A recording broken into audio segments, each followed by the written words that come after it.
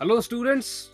पिछली क्लास में हमने पढ़ा था वेस्टर्न घाट्स के बारे में, वेस्टर्न और ईस्टर्न घाट्स के बारे में, और आज की क्लास में हम बाकी के चैप्टर को पढ़ने वाले हैं, यानी Thar desert, islands of India और कोस्टल प्लेन्स के बारे में, जो फिजिकल फीचर्स में आते हैं, आपके 9th की किताब में होंगी।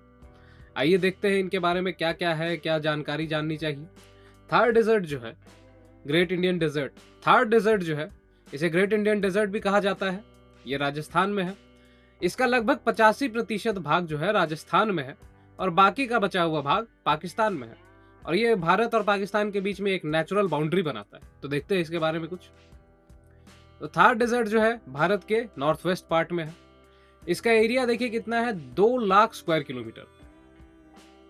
थार डेजर्ट का एरिया 2 लाख स्क्वायर किलोमीटर, और ये भारत और पाकिस्तान के बीच में नेचुरल बाउंड्री बनाने का काम करता है, मतलब बॉर्डर बनाने का काम करता है, जैसे हिमालय भारत और चीन के बीच में बॉर्डर बनाते हैं। उसी तरह से 85% जो भाग है थार डेजर्ट का, इस रेगिस्तान का, वो भारत में है, बाकी पाकिस्तान में। और ज्योग्राफिकल एरिया, अगर भारत के हिसाब से ज्योग्राफिकल एरिया इसका देखें तो 4.56% रेगिस्तान भारत में है। अगर भारत का जो एरिया है 3287263 स्क्वायर किलोमीटर, उसमें से 4.56 जो परसेंटेज है वो थार डेजर्ट ऑक्यूपाई करता है। ये आगे बढ़ते हैं। तो यहाँ पर देखिए, Thar desert is arid and receives very low rainfall throughout the year.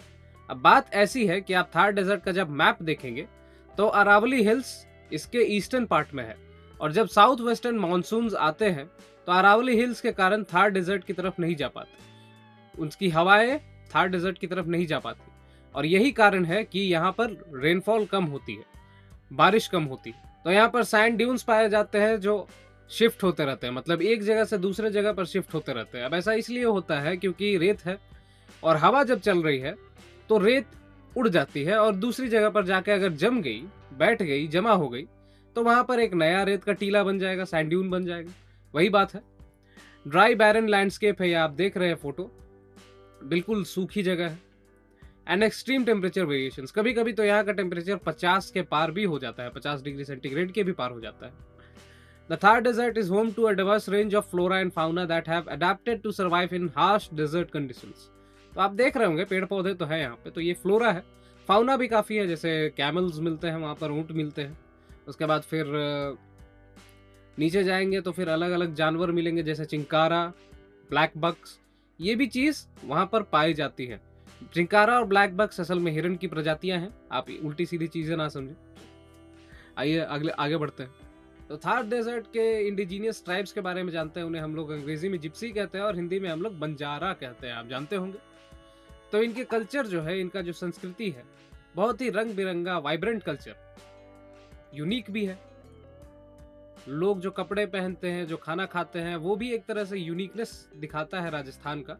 और आप अगर वीडियोस देखते हैं यूट्यूब पर तो कभी कभी आपको राजस्थान टूरिज्म की एड दिखाई दे जाएगी, और उस एड में आपको दिखाई देता है कि राजस्थान जो है बहुत ही वाइब्रेंट जगह, कलर से भरा हुआ। भले ही रेगिस्तान आपको नजर आता है ज्यादातर एरिया में, लेकिन कलर से भरा हुआ, रंगों से भरा हुआ इलाका है, और लोग भी बहुत अच्छे हैं। तो यहाँ पर कोशिश की जा रही है कि सस्टेनेबल डेवलपमेंट की जाए। सस्टेनेबल डेवलपमेंट का ये मतलब है कि विकास तो करना है, लेकिन इस तरह से करना है कि आने वाली पीढ़ी के लिए संसाधन छोड़ के जाए। इसी को कहते हैं सस्टेनेबल डेवलपमेंट। तो इसकी सस्टेनेबल डेवलपमेंट की बात चल रही है, कंजर्वेशन की बात चल रही है, क्योंकि इरोजन के कारण रेत इधर उधर उड़ रही है। Desert fragile ecosystem while supporting the livelihoods of local community. तो विकास कैसे करना है, लोकल कम्युनिटी की जिंदगियों को देख के, उनकी लाइव्स को कंसिडरेशन में लेके, उसके बाद फिर वहां पर विकास का कार्य करना है। आगे बढ़ते हैं। उसके बाद देखिए द ग्रेट इंडियन डेजर्ट के बारे में है। The desert is located between Aravalli Hills in the northeast, Punjab and Haryana in the north, Rann of Kutch in the south, and the Indus Plain in the west. तो आप देखिए यहाँ पर आपको दिखाई दे रहा होगा, मैं दिखाने की कोशिश करता हूँ। यहाँ देखिए अरावली रेंज, और इसी के कारण होता ये है कि जब इधर से साउथ वेस्ट मानसून आती है और ऐसे चली जाती है, साउथ वेस्ट मानसून ऐसे आके, होता यह है कि ये हवाएं अरावली रेंज के कारण इधर नहीं जा पाती, और जब इधर नहीं जा पाती हैं तो इधर बारिश नहीं होती है। ये क्या है? South west monsoon.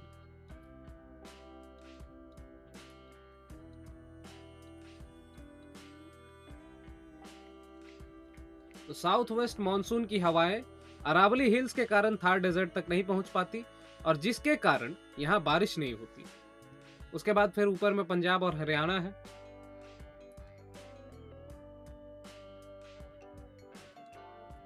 ऊपर में इधर पंजाब और हरियाणा है। साउथ में देखेंगे तो रन ऑफ कच्छ है। यहाँ पर देखिए, यहाँ पर रन ऑफ कच्छ है। ये एरिया जो है रन ऑफ कच्छ का है। और उसके बाद फिर Indus plains in the west. तो इधर क्या है? देखिए नदियां हैं, सतलज, रावी, ब्यास, इंडस। ये सब जब नदियां पास करती है तो मैंने आपको बताया कि प्लेन्स बनाती है और इतनी दूर तक इस तरह से पाकिस्तान में थार डेजर्ट है और उसके उधर इंडस प्लेन्स। तो ये है थार डेजर्ट की लोकेशन, थोड़ी सी देख लीजिए। तो यहाँ पर क्या क्या है, थोड़ा इंपॉर्टेंट प्रोटेक्टेड एरियाज भी देख ले कहाँ कहाँ पर संरक्षण किया गया है। तो डेजर्ट नेचुरल पार्क है, इसकी एरिया है 3162 स्क्वायर किलोमीटर और ये थार डेजर्ट का सबसे बड़ा ecosystem. It includes 44 villages with a wide selection of flora and fauna. तो 44 गांव है इस एरिया में, डेजर्ट नेचुरल पार्क में। उसके बाद फिर ताल छप्पर सेंचुरी है जो 7.5 स्क्वायर किलोमीटर में है और ये कहां पर है? चूरू डिस्ट्रिक्ट में। The sanctuary is home to a large population of foxes, blackbuck, partridges, iris. तो आप देखेंगे कि क्या है यहाँ पर, क्या रहते हैं? फॉक्सेस यानी लोमड़ियां, ब्लैक बक यानी कि एक हिरन की प्रजाति होती है ब्लैक बक, और पैट्रिजेस, पैट्रिजेस यानी बटेर, तीतर बोलते हैं उन्हें। सुंद माता कंजर्वेशन रिजर्व। तो ये जो रिजर्व है इसका एरिया देखिए 117.49 स्क्वायर किलोमीटर, 117.49 स्क्वायर किलोमीटर और ये जालोर डिस्ट्रिक्ट में। आइए आगे बढ़े। तो ये देखिए, ये है सैंड ग्राउस। ये जो पक्षी आपको दिखाई दे रहा है ये है सैंड ग्राउस और ये है ब्लैक बक। ये जो हिरन है इसे कहते हैं ब्लैक बक। तो इस तरह के कुछ फाउना यानी जानवर पाए जाते हैं थार डेजर्ट में। कौन कौन से हैं देखिए? ब्लैक बक है, चिंकारा भी एक तरह की हिरन होती है, इंडियन वाइल्ड एस, वहाँ के जो खच्चर मिलते हैं, केवल यही मिलते हैं, मतलब रन ऑफ कच्छ और थार के रेगिस्तान में ही ये जानवर मिलते हैं, इंडियन वाइल्ड एस। उसके बाद कराकल, रेड फॉक्स, लोमड़िया, पीकॉक, वुल्फ, भेड़िए भी पाए जाते हैं, लेकिन यहाँ पर जो वुल्फ पाए जाते हैं छोटे दिखाई देते हैं। सैंड ग्राउस ये पक्षी, लेपर्ड यानी तेंदुए, एशियाटिक वाइल्ड कैट, तेंदुए जैसे दिखने वाली छोटी बिल्ली है। फ्लोरा, फाउना है, ये जानवर है। और ये देखिए फ्लोरा में क्या क्या पाए जाते हैं। तो फ्लोरा में है कैक्टस, नीम, खेजरी, अकेशिया, निलोटिका। इन तरह के पेड़, इस तरह के पेड़ पाए जाते हैं कहाँ पर? थार डेजर्ट में। और इसमें से कुछ एनिमल्स जो हैं इंडेंजर्ड है, जैसे ये ब्लैक बक इंडेंजर्ड, चिंकारा भी एक इंडेंजर्ड है, इंडियन वाइल्ड एस इंडेंजर्ड है। आगे बढ़ते हैं। द ग्रेट इंडियन डेजर्ट के बारे में आगे पढ़ेंगे। इरिगेशन कैसे की जाती है ये देखिए, इंदिरा गांधी कैनल की फोटो है, यहाँ पे एक पक्षी भी दिखाई दे रहा होगा। The soil of Thar desert remains dry throughout the year and it's prone to erosion from the wind. बात ऐसी है कि रेत है वहां पर, जो मैंने आपको बताया कि वहां पर रेत के टीले पाए जाते हैं, तो रेत है और जब तेज हवाएं चलती हैं तो रेत उड़ जाती है। इसी को कहते हैं विंड इरोजन या फिर हवा के कारण मृदा का अपरदन। अब राजस्थान की जो मिट्टी है ज्यादातर समय सूखी ही रहती है क्योंकि बारिश वहां बहुत कम होती है और इसके कारण हवा उड़ाकर मिट्टी को ले जाती है। High speed winds blow solid from the desert depositing some of its adjoining fertile lands. अब होता ऐसा है कि डेजर्ट के उस तरफ यानी अरावली के पार या फिर वेस्ट की तरफ अगर हवा बह रही होगी तो सतलज मतलब इंडस प्लेन्स है उस तरफ ले जाकर रेत को जमा कर देती है हवा और इसी के कारण थार डेजर्ट जो है ईस्ट और वेस्ट दोनों की तरफ फैल रहा है। These high winds cause shifting sand dunes within the desert। तो ये तो मैंने आपको बताया है कि रेत की टीले जो है हवा के कारण इधर उधर उड़ते नहीं रहते हैं, मतलब शिफ्ट हो जाते हैं। जैसे कि रेत है बिल्कुल हल्की होती है, आपको पता है, हवा के कारण उड़ जाती है और दूसरी जगह पर जब जमा हो गई तो वहां पर रेत का टीला बन गया और इसे ही हम कहते हैं sand dune, shifting sand dune. तो canal such as Indira Gandhi canal provide water to the Thar desert. तो ये देखिए इंदिरा गांधी कैनल की फोटो है और थार डेजर्ट में इसी से पानी पहुंचाया जाता है। इरिगेशन यानी सिंचाई इसी से की जाती है। तो आइए जानते हैं कि यहाँ पर क्या कोशिशें की जा रही है, थार डेजर्ट में क्या उगाने की कोशिश की जा रही है। ये देखिए एक पेड़ है, इसे अकेशिया कहते हैं, इसे बाहर से मंगवाया गया है। बाहर के देशों से पेड़ लाकर थार डेजर्ट में लगाए जा रहे हैं क्योंकि जो एनवायरनमेंट है वहाँ की बहुत ड्राई है और ड्राई एनवायरनमेंट में बहुत कम तरह के पेड़ उग पाते हैं, जैसे बबूल के पेड़ उगेंगे, जैसे कैक्टस उगेंगे। तो इन सारी पेड़ों के बजाय कुछ और पेड़ उगाने की कोशिशें की जा रही है थार डेजर्ट में। तो देखते हैं। These canal also prevent the spreading of desert to fertile areas। तो बात ऐसी है कि कैनल से कैसे रोकें। जब सिंचाई होती है तो मिट्टी गीली हो जाती है और गीली मिट्टी भारी होती है और इसी के कारण वो उड़कर कहीं और नहीं जा सकती हवा के द्वारा जब तक बहुत तेज हवा ना चल रही हो, और इसी से डेजर्ट को आगे बढ़ने से रोका जा रहा है। Very few local species of trees can survive the harsh desert climate. Local species में मैंने आपको बबूल और कैक्टस ही बताए हैं। The species of trees not native to the region are planted to combat this। तो इसे रोकने के मतलब इस चीज से लड़ने के लिए ऐसे पेड़ उगाए जा रहे हैं यहाँ पर जो भारत में नहीं मिलते, इस एरिया में नहीं मिलते, जैसे यूकेलिप्टस, जोजोबा, अकेशिया, केशिया। मैंने ये कहा अकेशिया का पेड़ है ये। तो ये इजराइल से मंगाए जाते हैं, ऑस्ट्रेलिया से मंगाए जाते हैं, जिम्बाब्वे, चिली, सूडान, इन सभी जगहों से ये पेड़ मंगाए जाते हैं। Jojoba has proven to be the most promising as well as being economically viable for planting in these areas। तो जोजोबा एक ऐसा पेड़ है जो इस जगह पर राजस्थान के ड्राई क्लाइमेट में उगाया जा सकता है। आइए बढ़ते हैं आगे। अब इसके बाद हमें पढ़ना है कोस्टल प्लेन्स के बारे में। तो ये देखिए आप, कोस्टल प्लेन्स के बारे में पढ़ना है। देखते हैं, थोड़ा मैप देख लेते हैं। ये देखिए यहाँ पर है मकरान कोस्ट। इसे ज्वार नदमुखों का कोस्ट कहा जाता है, यानी कोस्ट ऑफ क्रीक्स कहा जाता है, क्योंकि यहाँ बहुत सारे क्रीक्स पाए जाते हैं। अब क्रीक क्या होती, ये कुछ इस तरह से आपको नजर आएगा। अगर मकरान कोस्ट को आप सामने से देखेंगे तो कुछ इस तरह से नजर आएगा, और यही है क्रीक। अब यहाँ पानी घुसता है, समुद्र का पानी इधर घुसता है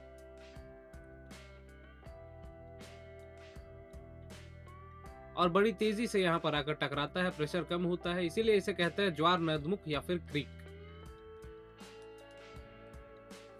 तो यहाँ पर है मकरान कोस्ट,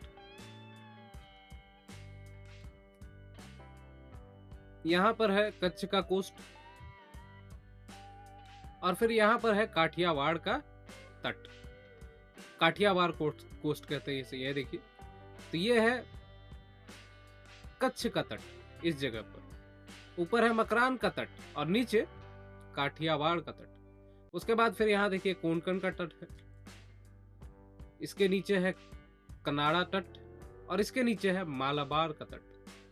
तो ये सब तटें हैं। वेस्टर्न कोस्ट है ये, और ईस्टर्न कोस्ट में है उत्कल इतनी दूर तक, आंध्रा इतनी दूर तक, और उसके बाद कोरोमंडल यहाँ से नीचे, और यहाँ पर है बंगा कोस्ट। यहाँ पर हल्की सी जगह पर है बंगा कोस्ट। तो इन सभी चीजों के बारे में थोड़ा जानना है, जानने की कोशिश करेंगे। तो India is a country surrounded by sea on 3 sides. समुद्र से 3 तरफ से घिरा हुआ है भारत, इसीलिए कहते हैं इसे पेनिनसुलर पार्ट। पेनिनसुला एक ऐसी लैंडफॉर्म होती है जो पानी से 3 तरफ से घिरी हुई होती है। तो पानी से 3 तरफ से घिरी हुई कौन कौन सी है, देखिए इधर से अरेबियन सी, इधर से बे ऑफ बंगाल और नीचे तरफ से इंडियन ओशन। तो 3 तरफ से भारत पानी से घिरा हुआ है और ये है भारत का प्रायद्वीपीय भाग यानी पेनिनसुलर पार्ट। आगे बढ़ते हैं, देखते हैं इसमें। The coastal plains in India are located along the west and east side of the country. तो वेस्ट और ईस्ट साइड के कंट्री में कोस्ट है, कोस्टल प्लेन्स है। अब कोस्टल प्लेन्स कैसे बनती हैं ये भी जानना जरूरी है। प्लेन्स क्यों है ये, कोस्ट क्यों, सिर्फ कोस्ट क्यों नहीं कह रहे इन्हें, तट क्यों नहीं कह रहे हैं, कोस्टल प्लेन यानी तटीय मैदान क्यों कह रहे इन्हें। तो देखिए नदियां होती है, नदियां जो है आकर इधर गिर रही हैं, और जब नदियां गिरती है, आपको पता है कि जब नदियां समुद्र में गिरने वाली होती है तो वो डेल्टा बनाती है, इस तरह से डेल्टा बनाती है। और ये जो डेल्टाज हैं यही इस एरिया में प्लेन्स बना देते हैं। ये इन्हीं डेल्टाज के कारण प्लेन्स बन जाते हैं और इन्हीं प्लेन्स को कहते हैं हम लोग कोस्टल प्लेन्स। तो यहाँ पर कुछ नदियां हैं और इस तरफ कुछ नदियां हैं। The coastal plains in India The coastal plains in India extend up to 7516.6 kilometre in total. तो जो सी बाउंड्री है इंडिया की, उतनी लंबाई है कोस्टल प्लेन्स की। There are two types of coastal plains in India, eastern coast और western coastal plains. तो इन्हीं के बारे में आज पढ़ना है, तो शुरू करते हैं। The eastern coastal plains in India stretch from West Bengal in the north to Tamil Nadu in the south. अब ये जो आप देख रहे हैं, यही मैं डेल्टा की बात कर रहा था। ये देखिए, ये नदी है, महानदी की डेल्टा है ये। देख रहे हैं आप नदियां, नदी किस तरह से मुहाने पर अपनी फैल गई है और इसी फैलाव को कहते हैं हम लोग डेल्टा। तो ये महानदी डेल्टा है, ये महानदी का डेल्टा है।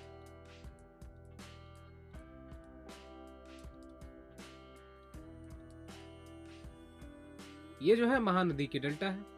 जब नदियां टूटती है तो देखिए, ऊपर में अगर इस तरफ से अगर नदी आ रही है और यहां पर अगर कोई दूसरी नदी आकर मिल जाती है इस तरह से, तो इसे हम लोग कहते हैं ट्रिब्यूटरी। मगर जब नदियां डेल्टा के पास आकर फैल जाती है, फैलाव हो जाता है उनका, और ये जो छोटी छोटी भाग है, तो इन्हें कहते हैं डिस्ट्रीब्यूटरी। ये सब कुछ याद करने वाली बातें हैं, तो आप याद कर लेंगे कि डिस्ट्रीब्यूटरी क्या होती है और ट्रिब्यूटरी क्या होती है। जब नदी का फैलाव बढ़ता है तो वो छोटे छोटे भागों में टूट जाती है, और इन्हीं छोटे छोटे भागों को क्या कहते हैं? डिस्ट्रीब्यूटरी कहते हैं। तो eastern coastal plains in India stretch from West Bengal in the north to Tamil Nadu in the south. West Bengal में बंगा कोस्ट है और तमिलनाडु में कोरोमंडल कोस्ट है। The eastern coastal plains pass through Andhra Pradesh and Orissa. तो उड़ीसा में जो पार्ट है उसे हम लोग कहते हैं उत्कल कोस्ट, और आंध्र प्रदेश में जो पार्ट है उसे हम लोग कहते हैं कडप्पा कोस्ट या फिर Andhra coast. The deltas of several rivers including Mahanadi, Krishna, Godavari, Kaveri are present in the eastern coastal plains. तो इस ईस्टर्न कोस्टल प्लेन्स में कौन कौन से हैं? महानदी डेल्टा है, कृष्णा की डेल्टा है, गोदावरी, कावेरी के डेल्टास यहाँ पर हैं।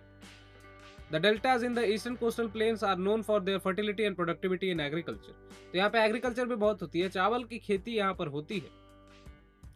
The delta of river Krishna in particular is called granary of South India.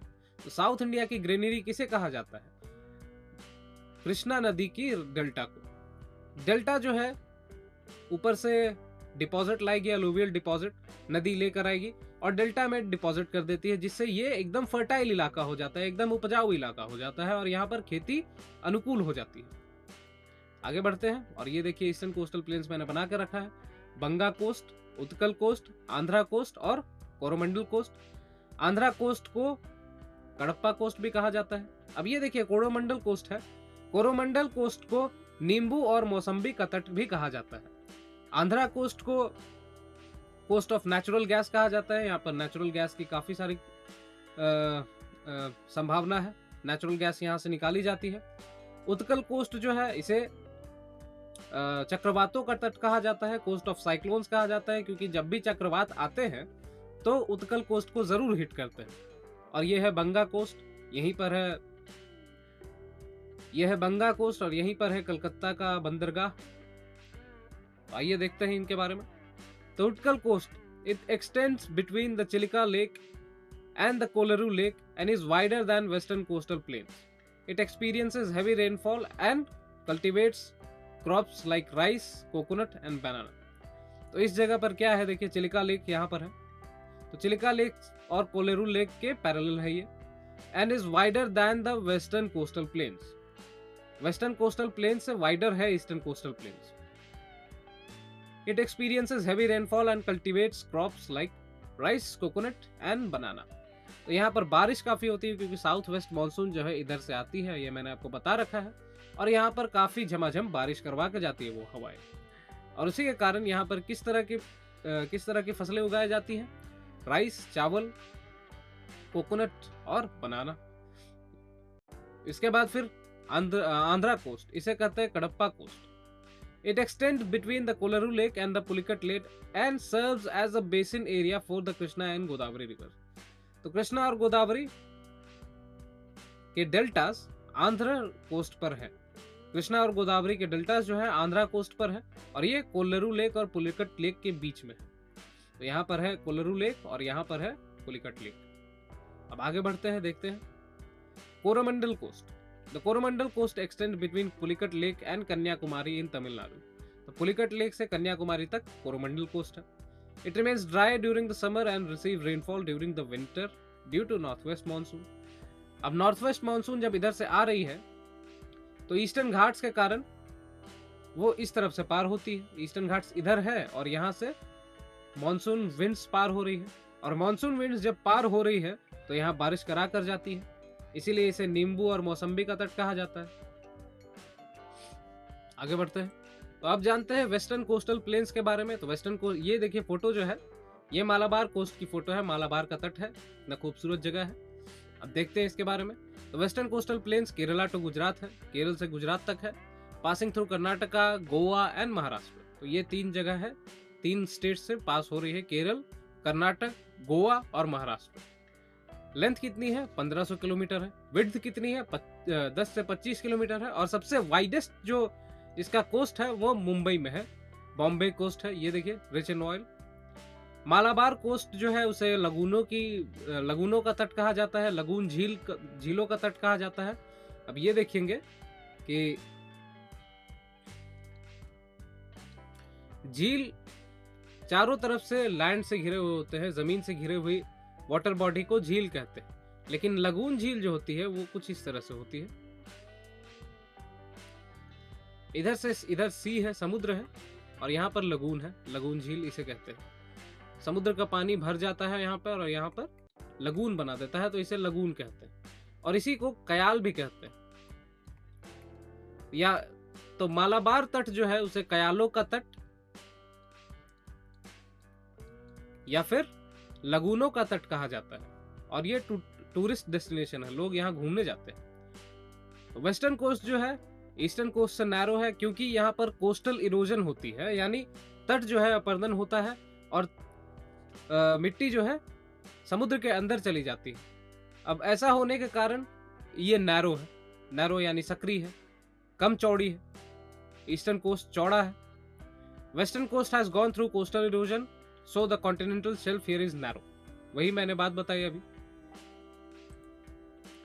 अब वेस्टर्न कोस्ट में देख लेते हैं कौन कौन से कोस्ट है। ये देखिए, मकरान कोस्ट ऊपर में है गुजरात में, इसे ज्वार नदमुक यानी कोस्ट ऑफ क्रीक्स कहा जाता है। उसके बाद कच्छ कोस्ट है, उसके बाद फिर काठियावाड़ का कोस्ट है। ये काठियावाड़ का जो कोस्ट है इसे कहते हैं ज्वारों का तट यानी coast of tide and ebbs. अब इस जगह पर आकर टाइड्स टकराते हैं और यहाँ पर काफी संभावना है टाइडल इलेक्ट्रिसिटी की, टाइडल एनर्जी की, इसलिए इसे कोस्ट ऑफ टाइड एब्स कहा जाता है, काठियावाड़ कोस्ट को। कोंकण कोस्ट को कहा जाता है बंदरगाहों का तट। यहाँ पर 53 अलग अलग बंदरगाह हैं शुरू से लेकर अंत तक। उसके बाद फिर कनारा कोस्ट, इस तट का इस्तेमाल भारतीय नेवी करती है। भारतीय नेवी के जितने भी प्रशिक्षण होती है, प्रशिक्षण यहीं पर की जाती है कनारा कोस्ट में। और है मालाबार कोस्ट अंत में। कारवाड़ की खाड़ी है कनारा कोस्ट में, वहीं पर इंडियन नेवी अपनी प्रैक्टिस करती है, प्रशिक्षण किया जाता है, इसलिए यहाँ पर navy, coast of Indian navy भी इसे कहा जाता है। और एक बात है कि यहाँ पर नेवल एक्सरसाइजेस के कारण ये तट जो है कोस्टल इरोजन सबसे ज्यादा झेल रहा है। 280 किलोमीटर इस कोस्ट की लंबाई है, जिसमें से 259 किलोमीटर तक इरोजन है, इरोजन यानी अपर्दन हो चुका है। उसके बाद है मालाबार कोस्ट, ये है केरल का कोस्ट, इसे लगूनों का तट कहा जाता है, कयालों का तट कहा जाता है, coast of lagoons and kayals. तो इनके बारे में थोड़ा पढ़ते हैं। Kutch and Kathiawar coast formed by in the silt deposition. Kutch has great run and little run, while Kathiawar is south of Kutch. तो इसके बारे में ज्यादा बताया नहीं गया, मैंने आपको इससे ज्यादा बता दिया था कि काठियावाड़ का जो कोस्ट है इसे कोस्ट ऑफ टाइड एब कहा जाता है। यहाँ पर बिजली बनाने की जो संभावनाएं हैं बहुत ज्यादा है, वो भी समुद्र की शक्ति से। उसके बाद कच्छ है, तो कच्छ में रन ऑफ कच्छ जो है 2 है, बिगर रन ऑफ कच्छ जिसे ग्रेट कच्छ कहते हैं और लिटिल रन ऑफ कच्छ जिसे लिटिल रन कहते हैं। और काठियावाड़ कच्छ के नीचे है, यही बताने की यहाँ कोशिश की जा रही है। कोंकण कोस्ट जो है दमन टू गोवा, तो यहाँ पर दमन का आइलैंड है, दमन आइलैंड है, वहां से गोवा तक है कोंकण कोस्ट। और यहाँ पर क्या उगाया जाता है, राइस और कैश्यू, और इसे बंदरगाहों का तट भी कहा जाता है, पोर्ट कोस्ट ऑफ पोर्ट्स।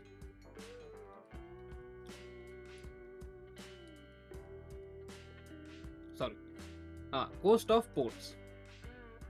इसके बाद है कनारा कोस्ट। कनारा कोस्ट को कन्नड़ कोस्ट भी कहा जाता है, यहाँ पर देखिए कन्नड़ लिखा हुआ है, कन्नड़ कोस्ट। तो यह कहां से कहां तक है, मारमा गांव से लेकर मैंगलोर तक, और यहाँ पर आयरन काफी मिलता है, आयरन डिपॉजिट काफी है यहाँ पर। इसके बाद है मालाबार कोस्ट। तो मालाबार कोस्ट जो है वो मैंगलोर से लेकर कन्याकुमारी तक है, या मैंगलोर से लेकर कन्याकुमारी तक है। इसे ही मसालों का तट कहा जाता है, इसे ही मसालों का तट कहा जाता है। इसे ही कोस्ट ऑफ लगून्स कहा जाता है, लगूनों का तट। और इसे ही कोस्ट ऑफ कयाल्स कहा जाता है, कयालों का तट।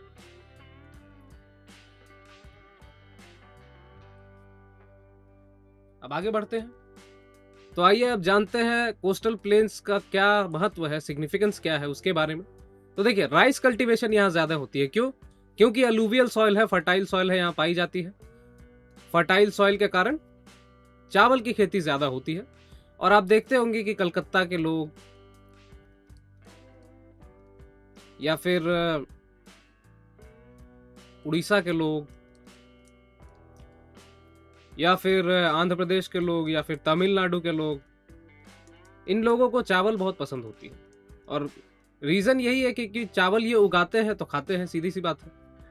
यहाँ के किसान जो है चावल ज्यादा उगाते हैं, चावल की खेती आसान है वहां पर। यहाँ अब इंडिया का जो कोस्ट लाइन है वहां पर बड़े और छोटे बंदरगाह पाए जाते हैं। बंदरगाह बनाए गए हैं, देखिए भारत में 13 बड़े बंदरगाह हैं और 205 छोटे छोटे बंदरगाह हैं। तो यहाँ से ट्रेड फैसिलिटेट होता है, एक्सपोर्ट इंपोर्ट। आप जानते हैं एक्सपोर्ट और इंपोर्ट ज्यादातर समुद्री रास्ते से ही किए जाते हैं, तो ट्रेड फैसिलिटेशन पोर्ट से ही होता है। उसके बाद आप देखेंगे कि सेडिमेंट्री रॉक्स पाई जाती है कोस्ट पर, यानी समुद्र के नीचे की बात हो रही है। तो समुद्र के नीचे सेडिमेंट्री रॉक्स पाए जाते हैं। असल में नदियां जो मिट्टी लाती हैं कुछ समुद्र में भी गिरती है, और पहले से वहां जो मिट्टी थी वो भी वहां पर है। ऊपर से जब दबाव पड़ता है पानी का तो ये पत्थरों में कन्वर्ट हो जाती है, और इन्हीं पत्थर को कहते हैं सेडिमेंट्री रॉक, क्योंकि सेडिमेंट से बनी हुई है। अब देखिए, इन्हीं सेडिमेंट्री रॉक्स के बीच में फॉसिल्स पाए जाते हैं, यानी जीवाश्म पाए जाते हैं, और इन्हीं फॉसिल्स से फॉसिल फ्यूल मिलते हैं। यही ज्यादा प्रेशर पड़ने पर और ज्यादा टेम्परेचर मिलने पर ये फॉसिल फ्यूल में कन्वर्ट हो जाते हैं। तो यहाँ पे लिखते हैं प्रेशर प्लस टेम्परेचर। तो ज्यादा प्रेशर और ज्यादा टेम्परेचर मिलने पर ये फॉसिल फ्यूल में बदल जाते हैं, और सेडिमेंट्री रॉक से ही फॉसिल फ्यूल पाई जाती है। आप देखेंगे यहाँ पर मिनरल ऑयल ज्यादा पाए जाते हैं। बॉम्बे हाई आप जानते होंगे, एक रिफाइनरी है, ऑयल रिफाइनरी बॉम्बे पोर्ट पर है, मुंबई के तट पर। और भारत का जो कच्छ है, कच्छ का तट, वो भी रिफाइनरीज का तट है। काफी सारी रिफाइनरीज है वहां पे, दुनिया में सबसे ज्यादा। फिशिंग, कोस्टल एरिया में फिशिंग एक इंपॉर्टेंट ऑक्यूपेशन। कोस्टल एरिया में फिशिंग एक जरूरी व्यवसाय है, क्योंकि लोग ज्यादातर फिशिंग करते हैं। आप मछुआरों को देखेंगे, जाते हैं, कभी कभी सुनते हैं कि श्रीलंका की पुलिस ने पकड़ लिया भारतीय मछुआरों को। तो ये सब चीजें हैं। फिशिंग एक जरूरी व्यवसाय है, लोग फिशिंग के लिए जाते हैं, लोग मछलियां पकड़ते हैं, उसके बाद फिर बाजार में लाके बेचते हैं, जिससे लोकल इकोनॉमी चलती रहती है। इकोनॉमी का मतलब होता है अर्थव्यवस्था, आप जानते होंगे।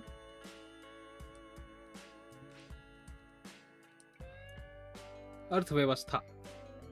उसके बाद देखिए कोस्टल प्लेन्स में और क्या पाया जाता है। तो कोस्टल और मरीन इकोसिस्टम पाए जाते हैं, जैसे मैनग्रोव्स। मैनग्रोव्स आपको मिलेंगे सुंदरबन के डेल्टास में। सबसे अच्छा एग्जांपल है सुंदरबन का डेल्टा मैनग्रोव्स के लिए। उसके बाद कोरल रीफ्स को अगर देखेंगे तो भारत का जो लक्षद्वीप है,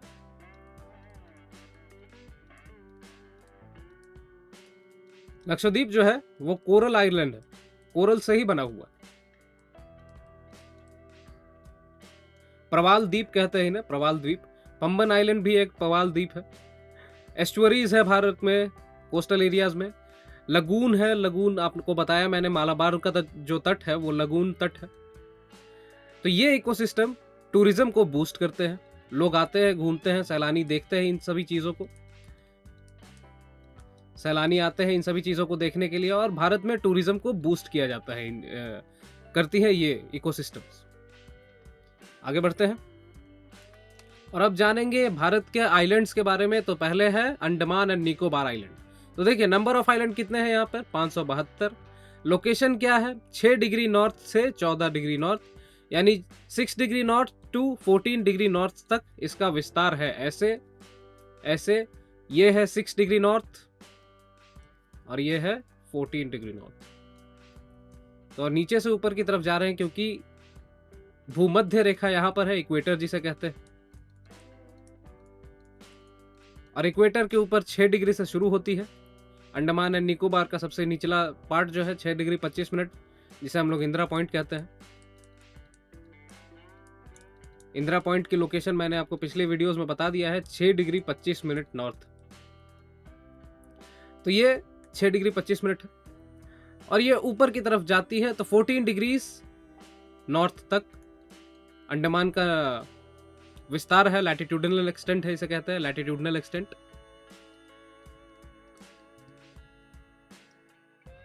उसके बाद फिर ये है लॉन्गिट्यूडनल एक्सटेंट।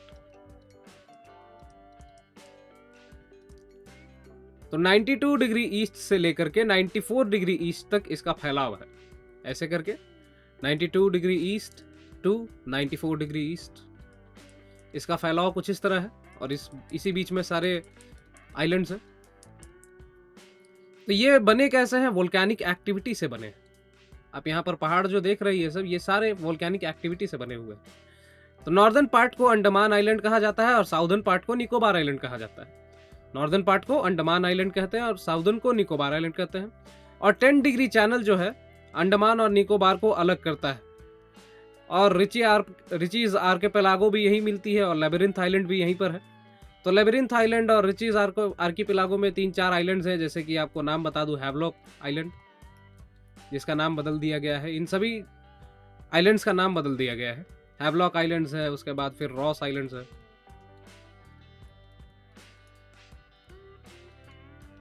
आगे बढ़ते हैं, तो अब आइए जान लेते हैं अंडमान और निकोबार आइलैंड्स के बारे में थोड़ा सा। तो ये देखिए कोको आइलैंड है। कोको आइलैंड म्यांमार में है।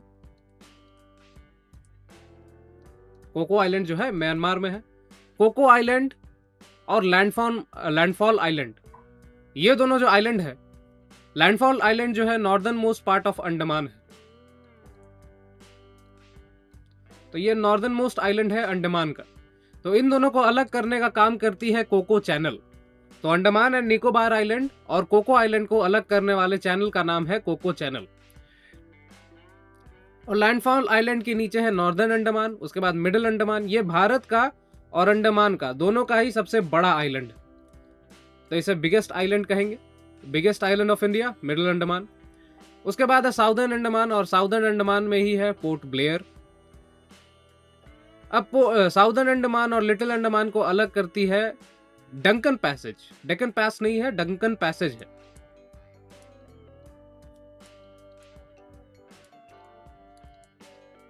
तो डंकन पैसेज अलग करती है साउदर्न अंडमान और लिटिल अंडमान को। साउदर्न अंडमान और लिटिल अंडमान को अलग करने वाला चैनल का नाम है डंकन पैसेज। उसके बाद फिर लिटिल अंडमान और कार निकोबार को अलग करने वाला चैनल का नाम है 10 डिग्री चैनल, ये वाली।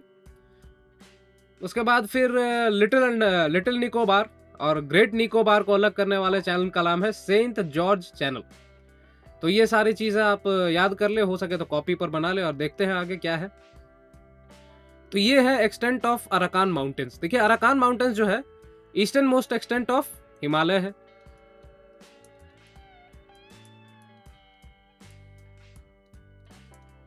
अराकान माउंटेन्स जो है eastern most extent of Himalaya है।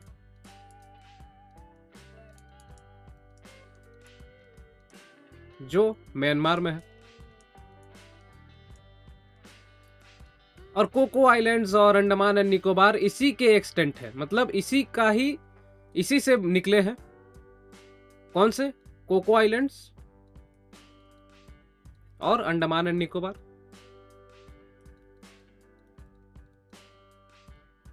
तो ये अराकान माउंटेन्स के ही एक्सटेंट है। अंडमान आइलैंड को 3 भागों में बांटा गया है। नॉर्दर्न अंडमान जिसमें लैंडफॉल और नॉर्दर्न अंडमान है, फिर मिडिल अंडमान और साउदर्न अंडमान। साउदर्न अंडमान में है पोर्ट ब्लेयर, यहाँ की राजधानी। तो port Blair lies in southern Andaman, मैंने बताया। और साउदर्न अंडमान और लिटिल अंडमान को अलग करने का काम करता है Duncan passage. Duncan passage southern Andaman और लिटिल अंडमान को अलग करने का काम करता है। डेक्कन पास नहीं है, इसे काट दे। The Coco strait is between the north Andaman island and the Coco islands of Myanmar. ये देखिए, नॉर्दर्न अंडमान आइलैंड के बीच में क्या है? कोको चैनल है, या इसे कोको स्ट्रेट भी कहा जाता है, जो अलग करता है कोको आइलैंड और अंडमान को। अब आगे बढ़ते हैं। Barren island is an active volcano while Narcondam island is the dormant volcano. तो यहाँ पर देखेंगे कोको आइलैंड है, उसके नीचे कोको चैनल है, लैंडफॉल आइलैंड है, नॉर्दर्न अंडमान है, और यहाँ पर देखिए नारकोंदम आइलैंड है जो एक डोरमेंट वोल्केनो है, और उसके नीचे है बैरन आइलैंड जो एक एक्टिव वोल्केनो है। तो ये दोनों भारत के ही वोल्केनोज है, भारत के वोल्केनिक आइलैंड्स है, वोल्केनोज तो नहीं कहेंगे, वोल्केनिक आइलैंड्स है। अंडमान और निकोबार का सबसे ऊंचा पीक है सैडल पीक, जिसकी ऊंचाई है 737 metre, 737 metres. Ritchie's archipelago is a cluster of smaller islands that lies 20 kilometre east of great Andaman. तो मिडिल अंडमान को ही ग्रेट अंडमान कहा जाता है। And Neil island and Havelock island are in the Ritchie's archipelago. तो ये जो आप 3 देख रहे हैं, ये आइलैंड जो है ये रिचीज आर्किपेलागो में है। इसे रिचीज आर्किपेलागो में आते हैं। ये कौन कौन से आइलैंड्स है? हैवलॉक आइलैंड, नील आइलैंड और रॉस आइलैंड। तो आप देखेंगे कि इनका नाम बदल दिया गया। 2018 में इन तीनों आइलैंड्स का नाम बदल दिया गया, और नाम बदल कर रखा रॉस आइलैंड का नेताजी सुभाष चंद्र बोस आइलैंड, नील आइलैंड का शहीद द्वीप, और हैवलॉक आइलैंड का स्वराज द्वीप। तो इस तरह से कुछ नामकरण किया गया इन आइलैंड्स का। अब आगे बढ़ के देखते हैं कौन कौन से ट्राइब्स पाए जाते हैं। तो देखिए यहाँ पर islands have dense tropical rain forest. यहाँ पर रेन फॉरेस्ट पाए जाते हैं। ये आपको जानना जरूरी है कि अंडमान आइलैंड में ट्रॉपिकल रेन फॉरेस्ट पाए जाते हैं। और Andaman island home to 4 Negrito tribes, यानी ये नेग्रो ट्राइब्स है, मतलब नाइजीरिया के निवासी थे पहले। नेग्रो ट्राइब्स भी कहा जाता है इन्हें, नेग्रीटो यहाँ लिखा गया है। तो कौन कौन सी है? ग्रेट अंडमानीज, ओंगे, जरावा और सेंटिनलीज। ये सारी नाइजीरिया की ट्राइब्स हैं जो यहाँ पर आके बस गई थी।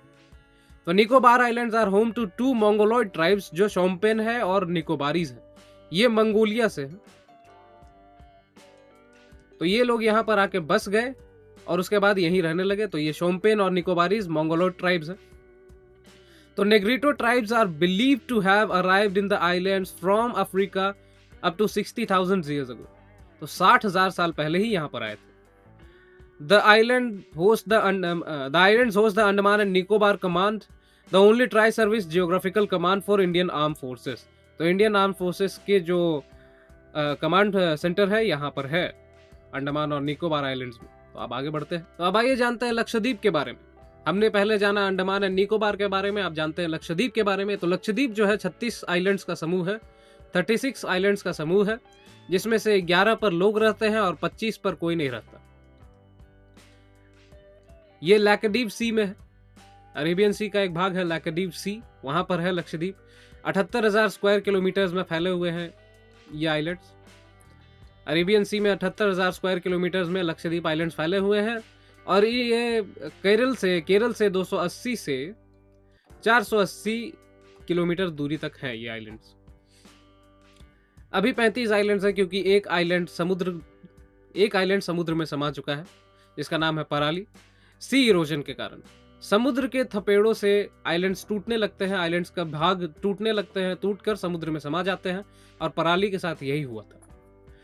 लक्षद्वीप का मतलब होता है 1 लाख आइलैंड्स। देखिए 1 लाख आइलैंड्स, मलयालम भाषा में इसे 1 लाख आइलैंड कहा जाता है। लक्षद्वीप की ऑफिशियल भाषा और लक्षद्वीप की नेटिव भाषा दोनों मलयालम ही है। फिशिंग यहाँ का मुख्य उद्योग है, मेन इंडस्ट्री है। फिशिंग को हिंदी में कहते हैं मत्स्य आखेट, यानी मछली मारना, सीधी सी बात। तो यहाँ का मुख्य उद्योग जो है वो फिशिंग है। और यह आइलैंड भारत के सबसे छोटे यूनियन टेरिटरी को बनाते हैं। लक्षद्वीप भारत का सबसे छोटा यूनियन टेरिटरी, जिसका एरिया कितना है, 32 स्क्वायर किलोमीटर। यह भारत का सबसे छोटा यूनियन टेरिटरी है। अब इसके बारे में आगे बढ़ते हैं। तो देखिए, लक्षद्वीप के आइलैंड्स कुछ इस तरह फैले हुए हैं। मुख्य आइलैंड्स यही सारे हैं, मिनिकॉय, कालपेनी, सुहेली, कार्डमम, कोडामट, काबारत्ती, उसके बाद एंड्रॉट, अमिनदीव, किल्तन, चतलट, पेरुमलपुर, बित्रा, अगत्ती। तो ये सारे आइलैंड्स मेन आइलैंड्स हैं लक्षद्वीप के। अब देखेंगे कि मिनिकॉय जो है लक्षद्वीप का सबसे बड़ा आइलैंड है, बिगेस्ट ऑफ लक्षद्वीप है। लेकिन ये मेन लक्षद्वीप आइलैंड से अलग है। इसे मेन लक्षद्वीप आइलैंड्स और मिनिकॉय को 9 डिग्री चैनल सेपरेट करता है। तो Kavaratti serves as the capital of the union territory and the region comes under the jurisdiction of Kerala high court. तो केरला हाई कोर्ट के अंदर लक्षद्वीप की जुरिस्डिक्शन केरला हाई कोर्ट के अंदर है। और यहाँ का कैपिटल क्या है, Kavaratti. It's a uni district union territory, यानी ये जितने भी आइलैंड्स हैं सारे एक ही डिस्ट्रिक्ट में आती है। The principal language of Lakshadweep are Malayalam, Jeseri, Dweep Bhasha इसे कहा जाता है, और महल। These islands were earlier known as Laccadive, Minicoy and Amindivi Island। तो ये देखिए, अमिनदीवी यहाँ पर थी। अमिनदीवी आइलैंड्स, मिनिकॉय और लैक्कदीव आइलैंड इन्हें कहा जाता था। The name Lakshadweep was adopted on 1st November 1973। 1 नवंबर 1973 को इन सारे आइलैंड्स का नाम रख दिया लक्षद्वीप। तो ये आप याद रखेंगे। आगे बढ़ते हैं और जानते हैं लक्षद्वीप के बारे में और थोड़ा सा। तो island is situated in the Laccadive sea extending between 8 degree north and 12 degree north latitude. तो लैटिट्यूडनल एक्सटेंट लक्षद्वीप का क्या है, 8 डिग्री नॉर्थ से 12 डिग्री नॉर्थ तक। तो 8 डिग्री नॉर्थ से 12 डिग्री नॉर्थ तक लैटिट्यूडनल एक्सटेंट है लक्षद्वीप का। The entire Lakshadweep island group is made up of coral deposits. तो ये जो आप देख रहे हैं इन्हें प्रवाल कहते हैं, कोरल्स। कोरल्स को हिंदी में प्रवाल कहते हैं, अंग्रेजी में तो आप जानते हैं कोरल कह दिया मैंने। तो ये कोरल डिपॉजिट से बने हुए हैं। लक्षद्वीप को प्रवाल द्वीप भी कहा जाता है, कोरल आइलैंड भी कहा जाता है, क्योंकि यहाँ पर कोरल रीफ्स पाए जाते हैं। ये जो आप देख रहे हैं ये कोरल रीफ है। The island consists of unconsolidated pebbles, shingles, cobbles and boulders। ये सारे पत्थर हैं। Shingles, cobbles, boulders ये सारे पत्थर हैं। All are atolls surrounded by fringing reefs। तो जो लक्षद्वीप का जो द्वीप समूह है, जितने भी आइलैंड है, वो कोरल रीफ से सराउंडेड है, यानी कोरल रीफ्स इनके इर्द गिर्द पाए जाते हैं। आगे बढ़ते हैं और फिर से एक बार छोटी सी तस्वीर आपको दिख रही होगी। तो लार्जेस्ट आइलैंड है मिनिकॉय आइलैंड। ये बिगेस्ट आइलैंड है लक्षद्वीप का। South of 9 degree channel. तो ये 9 डिग्री चैनल। 8 डिग्री चैनल जो है इसके नीचे, मिनिकॉय के नीचे एक और पानी का चैनल है जिसे कहते हैं 8 डिग्री चैनल। तो 8 डिग्री चैनल जो है ये लक्षद्वीप और मालदीव को अलग करने का काम करता है। ये बाउंड्री है, natural boundary between Lakshadweep and Maldives. तो मिनिकॉय और मालदीव के बीच में कौन है, 8 डिग्री चैनल है। The 9 degree channel separates the island of Minicoy from the main Lakshadweep archipelago. तो ये जो है ये है मेन लक्षद्वीप आर्किपेलागो, और इससे अलग करता है मिनिकॉय को 9 degree channel. The topography of Lakshadweep island is flat and relief features such as hills, streams, valleys etcetera are absent. तो यहाँ इन आइलैंड्स पे हिल्स नहीं पाए जाते, नदियां नहीं पाई जाती, स्ट्रीम्स नहीं है, उसके बाद फिर वैलीज नहीं है। जब नदियां नहीं है तो वैलीज तो सीधी सी बात है नहीं होंगी। तो ये फ्लैट है, एरिया बिल्कुल फ्लैट है। लक्षद्वीप के सारे आइलैंड्स बिल्कुल फ्लैट नजर आते हैं। The islands are extremely vulnerable to sea level change and as they do not rise more than 5 metres above the sea level. तो लक्षद्वीप की हाइट कितनी है, 5 metres above the sea level. इससे ज्यादा लक्षद्वीप की हाइट नहीं है। हाइट का मतलब एल्टीट्यूड कह रहा हूं मैं।